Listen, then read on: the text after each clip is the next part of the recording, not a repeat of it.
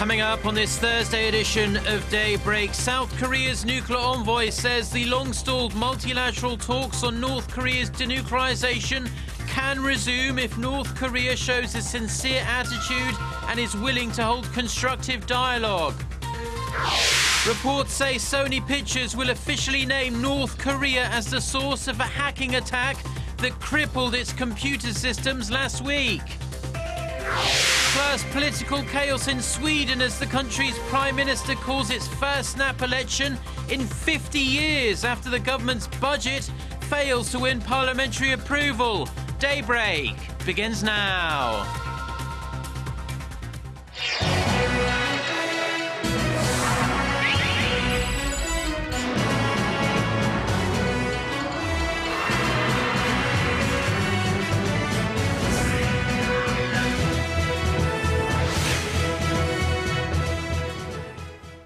Hello and thanks for joining us. To our viewers around the world, it's 6 a.m. on Thursday, December 4th here in Seoul. I'm Mark Broome and you're tuned in to Daybreak. Our top story this morning, resuming the long-stalled six-party talks has taken a big step towards becoming reality after South Korea expressed its willingness to come back to the table if North Korea first meets a couple of conditions. Wrapping up talks with Russia's Deputy Foreign Minister in Moscow on Wednesday, Seoul's chief nuclear envoy Hwang Jung-guk said the talks can resume if Pyongyang shows some sincerity and seriously intends to hold constructive dialogue on its denuclearization. Hwang added that while relations between North Korea and Russia have improved in recent weeks following the visit of a top North Korean official, Moscow still strongly opposes North Korea's nuclear weapons development. He added that it's possible North Korean leader Kim Jong-un and Russian President Vladimir Putin could meet, but he said he wasn't aware of any timeline. North Korea has written to the UN Secretary General Ban Ki-moon, telling him Pyongyang cannot accept a new UN resolution condemning the North for grave human rights violations. The North's ambassador to the UN also said Washington's hostile policies make it impossible for the North to refrain from conducting yet another nuclear test. Park Ji-won reports. In a letter to UN Secretary General Ban Ki-moon, North Korea's ambassador to the United Nations says Pyongyang cannot and will not accept the adoption of a resolution that takes aim at North Korea's human rights violations.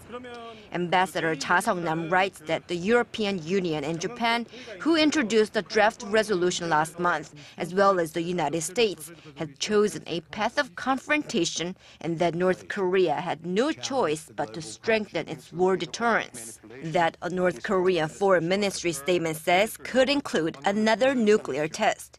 Meanwhile, in a move that aims to keep pressure on Pyongyang and global attention focused on the matter, a group of countries led by South Korea and the U.S. are pushing to put the North Korean human rights issue on the agenda for the UN Security Council before the year is up.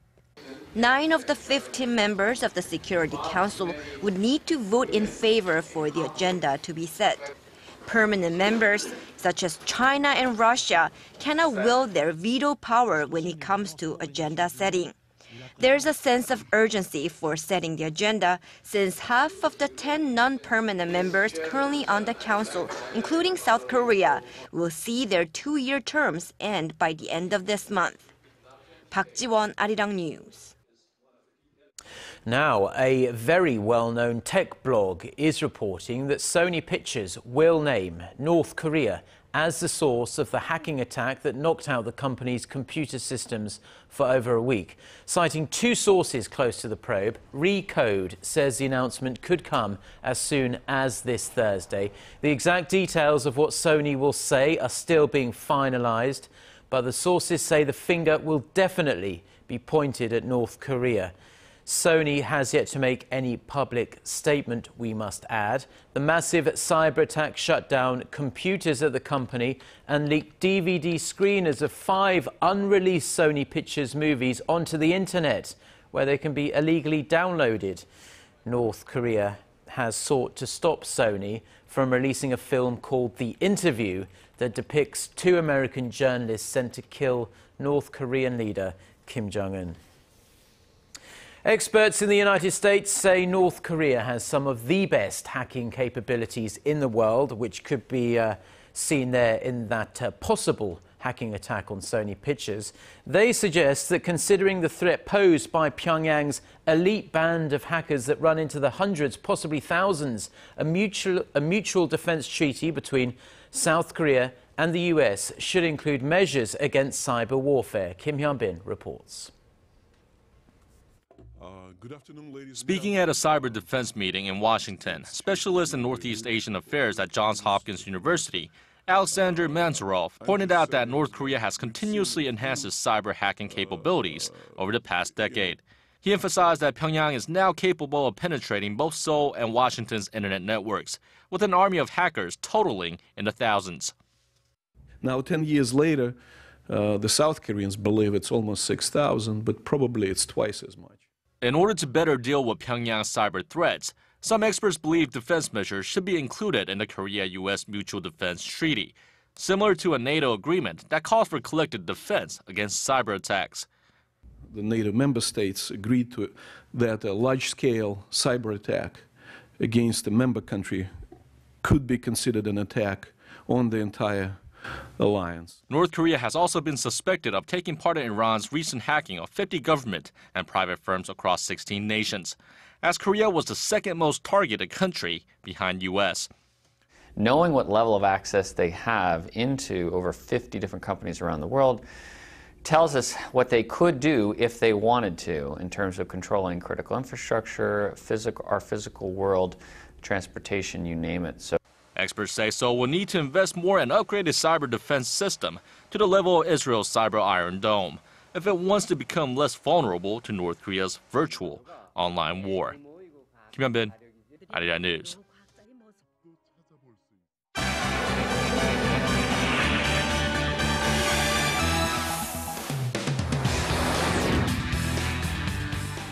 Time now for a look through the global headlines we're following this Thursday morning here in Seoul. For that, we turn to Eunice Kim, standing by at the news centre, as always, for us. Good morning, Eunice. Good morning to you, Mark. Sweden's prime minister has called for a snap elections, the country's first in more than 50 years after the government's first budget was rejected by parliament. Prime Minister Stefan Löfven said in a news conference on Wednesday that Sweden was now in a serious and difficult situation, and as such, the government will hold snap elections on March 22nd of next year to give voters a choice in the new political landscape. The current administration's coalition of Social Democrats and Greens is viewed as the weakest government in decades after the anti-immigration Sweden Democrats were handed power in the September elections. The Sweden Democrats have threatened to make the country effectively ungovernable unless it adopts tough immigration policies, including cutting 90% of people seeking asylum policies held by neighboring countries like Denmark.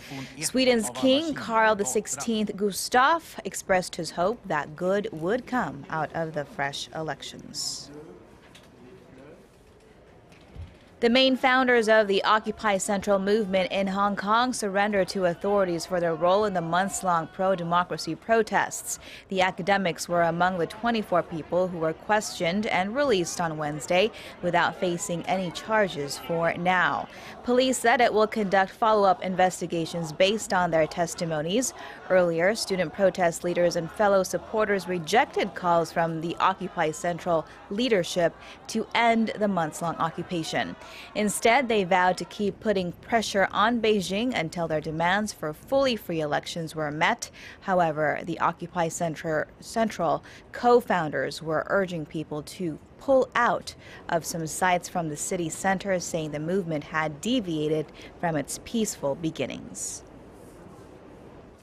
In the U.S., NBA Hall of Famer Charles Barkley has ruffled some feathers with some comments he made in an interview. Amid ongoing racial tensions in the aftermath of the Ferguson decision, the former basketball star told CNN on Tuesday cops were awesome, who were the only thing in the ghetto between this place being the Wild Wild West. He also said the biggest problem in his eyes was that people never had a meaningful dialogue about race when things are going good. He also said the black community needed to engage in some self-examination. And 2014 may almost be over, but it is also on track to be the hottest year on record. This according to the UN weather agency, the World Meteorological Organization. It said the global average temperature in the January through October period was 0.57 Celsius above average, the same as in record hot year of 2010. It also reported ocean temperatures set a new record in the 9-month period, while land temperatures was the 4th or 5th highest on record.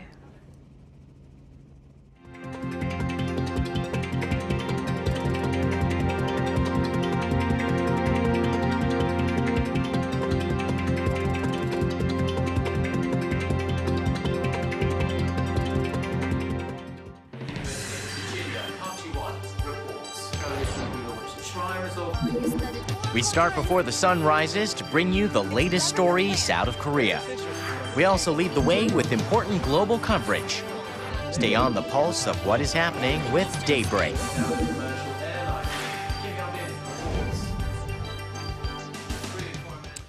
11 bodies were recovered Wednesday from the Korean-operated fishing boat that sank off Russia's eastern coast earlier this week.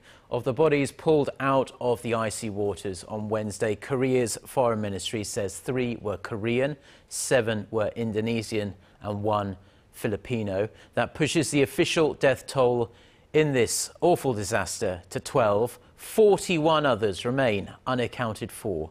The families of the Korean fishermen have asked that Sajo Industries, this is the company that owns that boat, salvage the sunken vessel, as most of the missing crew are believed to be trapped inside. The company has yet to respond to that request. Early this week, Korea's National Assembly passed the government budget by the deadline set by the Constitution for the first time in 12 years. But some lawmakers say a new parliamentary act that sets a very strict deadline led to a serious lack of oversight. Our Ji Myung-gil reports. Back in 2012, lawmakers passed the revised National Assembly Act to prevent delays in the passage of budget bills, which were often railroaded at the year's end. The new law made it mandatory for all parliamentary committees to finish their budget reviews by November 30th every year. If they fail to do that, bills are tossed to the parliamentary floor leaders to come to a compromise. The new law was put into action this year, with the two main rival parties making strenuous efforts to meet the legal deadline. We work day and night to review the bills without ever adjourning a meeting. At Tuesday's plenary vote, the atmosphere was certainly different. No shouting and no fighting, with lawmakers discussing each bill before it was put to a vote. And although the deadline for passing the budget bill was met for the first time in more than a decade, opposition lawmakers raised issue with the law. They say not enough time was given to thoroughly review both the budget bill and its auxiliary bills. Normally, those bills that are attached to the budget are looked over and approved first by a parliamentary committee. But since there was no agreement in place by the November 30th deadline, the floor leaders took charge and had just 2 days to review them before it was put to a plenary vote. Lawmakers say the parliament usually has the legislative authority to assess the bills that the government proposes. But because of the newly enacted law, the National Assembly merely passed the bills that were drafted by the government to meet the legal deadline. Ji Myung-gil, Arirang News. Stock prices of Korea's top 10 corporations have been on the downward slide this year. Analysts say shares are taking a hit from worsening economic conditions abroad, but some still think there's time to turn the tide. Our Kim Ji-yeon has this report. The strengthening of the Korean currency and increased competition from China have taken a toll on corporate earnings.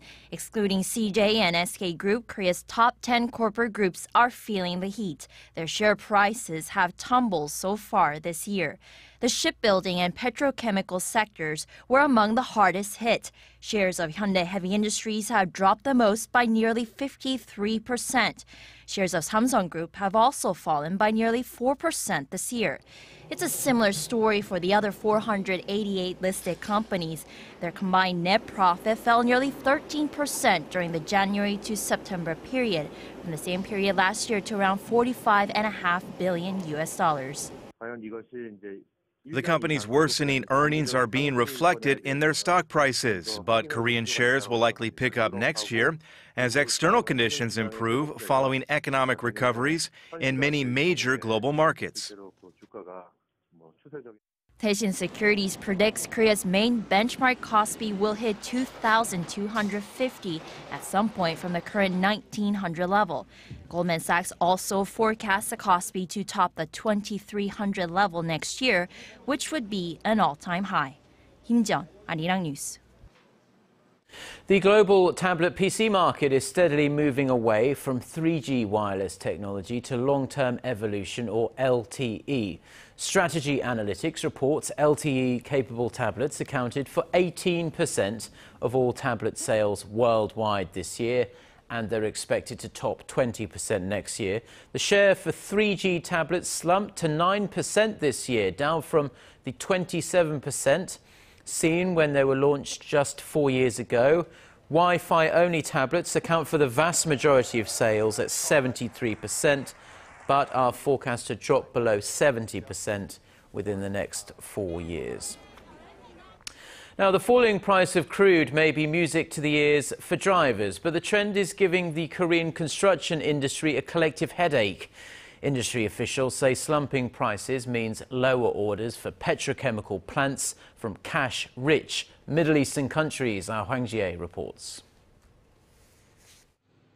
Korean construction companies are not likely to achieve the $70 billion goal set by the government for them to win orders abroad this year. That's largely due to tumbling oil prices, which prompted Middle East oil producers to delay their petrochemical and infrastructure projects. With less than 1 month to go, Korean companies have won less than $60 billion worth of orders so far this year. Government officials say with too many variables in the market, local companies could run into problems in winning major deals for the remainder of the year. The suspension this year of a water management project in Thailand also makes it difficult for the country to meet the goal. The project involves Seoul's state-run Korea Water Resources Corporation. Industry officials say Korean companies will face an even more difficult year in 2015. That's because there's no sign that global oil prices, which have lost 40% from their peak in June, will rebound anytime soon. They say Korean companies are relying too heavily on the Middle East for their overseas construction contracts, although they're trying to diversify their markets. The Korean government is also making efforts to help them find markets elsewhere. Hwang Ji-ae, Arirang News. Now, Korea and Japan both have chronically low birth rates, unfortunately, but encouraging marriage has been seen by many as a logical solution to this big problem. But are children really the main purpose of marriage these days? For more on how Korean and Japanese people think about marriage, our Kim Min-ji reports. An aging population and low birth rate, two problems that Korea and Japan have in common and are trying to solve. And since having children out of wedlock is considered socially unacceptable in either country, the focus is on encouraging people to get married. So the countries share similar problems, but do the people of Korea and Japan share similar views on marriage? A report by the Korea Institute for Health and Social Affairs says no. In surveys on over 10,000 single men and women from Japan between the ages of 18 and 49 and 1,500 Koreans in the same age group, more than 80% of Korean men said marriage comes with benefits, while just about 60% of Japanese men agreed. As for women, roughly 7 in 10 from both countries said marriage was beneficial. Their reasons? Koreans were more based on emotion. The number one reason given was knowing they could rely on their spouse for emotional support. Being allowed to live with their loved one came next on the list. The Japanese respondents, on the other hand, tended to be more practical, with the number one reason being to have children. This was trailed by emotional support and fulfilling the expectations of their parents and relatives. But, as we all know, marriage comes after dating. But Japanese men seem to be more reluctant about dating than Korean men. Nearly 3/4 of Japanese men who took the survey said they were not in a relationship, in comparison with 66% of Korean men. The report says all this stems from Japan's prolonged economic slump, which has changed their spending patterns, making them focus more on their own life rather than a relationship. However, it warns that Korea is no exception to the situation, given its slow economic growth, and call for efforts to reduce the burdens on young people that keep them from tying the knot. 김민지, Arirang News.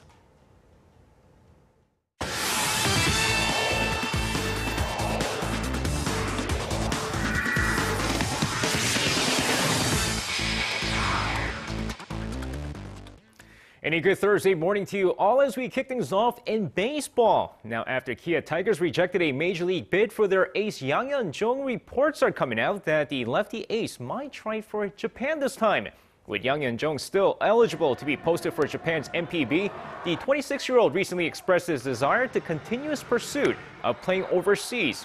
And while Japanese teams are unlikely to post the big money, it's rumored that the Oryx Buffaloes are keen on possibly signing the lefty pitcher.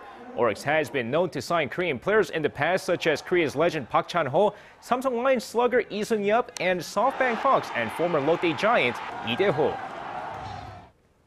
And speaking of the MPB, it seems like the Abenomics is affecting the Korean players currently playing in Japan at the moment, as the yen continues to drop compared to the Korean won. Currently, the two big names playing in Japan are Hanshin Tigers closer Oh Seung-hwan and SoftBank Hawks Lee Dae-ho. And with the yen dropping, Lee Dae-ho's salary, which is 400 million yen, is now valued at 3.6 billion won instead of the initial 4.2 billion won, a difference of roughly 540,000 US dollars. Now, experts say with the yen dropping, more and more Korean players are losing interest in playing in the MPB. Now, back here in the nation, one of the fiercest rivalry in sports is the rivalry between Korea University and Yonsei University. And now the rivalry is on the athletes they are able to recruit, with the two big athletes representing the two universities being Kim Yeon-ah for Korea University and Son Yeon-jae for Yonsei University. The two universities are looking into special admissions for golf stars now. And recently, with Lydia Ko getting into Korea University under a special international student admissions, things are heating up as Yonsei University boasts names like Chang Han-ah and Baek Yu-jung, while Korea University boasts names like Kim Hyo-ju and Chun In-ji. And finishing things off in swimming and the ongoing controversy over the lack of reporting on Soon Young's doping scandal. Now, with the investigation currently taking place, the Australian Swimming Federation has banned the Olympic swimmer from training in the nation. In a report sent in by the Australian government, Soon Young has been banned from swimming in the country where he has been training all this time. In addition, his swimming coach, Dennis Cottrell, is set to cut ties with the Chinese swimmer as well. Now, this comes after Soon Young tested positive on a banned substance and was reported 6 months after the initial positive test. And that's going to wrap it up for me. This has been SJ. Have a great rest of the day and see you guys again for your sports needs.